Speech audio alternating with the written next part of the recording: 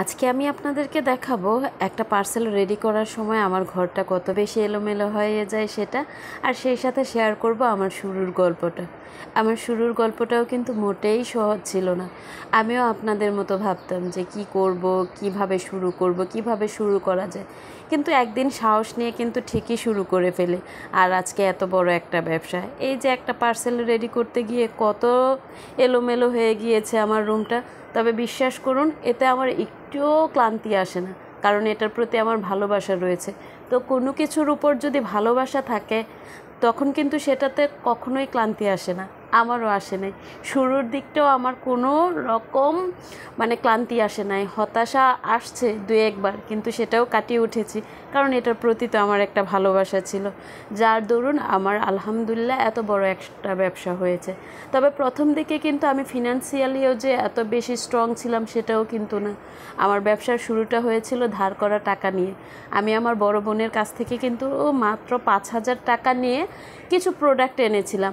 তারপর সেটাই ফেসবুকে আপলোড করেছিলাম একটু একটু করে, এবং আস্তে আস্তেই কিন্তু অর্ডার আসা শুরু হয়েছে।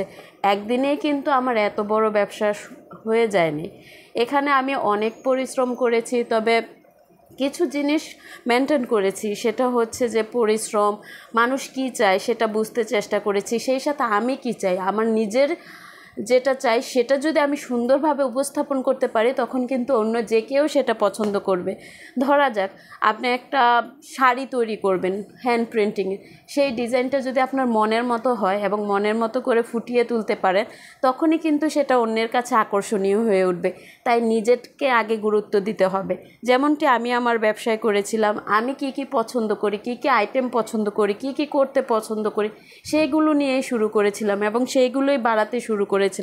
এবং এক সময় দেখা গিয়েছে যে অনেক কিছু কাটসাট করে লাস্টে যেটাতে আমি ভালো বেনিফিট পেয়েছি, যেটা আমারও ভালো লেগেছে এবং কাস্টমাররাও পছন্দ করেছে, সেই জিনিসগুলোকে রেখেছি, বাকিগুলোকে কাটসাট করে ফেলেছি।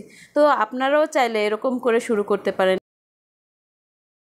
দেখবেন একদিন সময়ই বলে দিবে কোনটা আপনার জন্য সবচেয়ে সুইটেবল।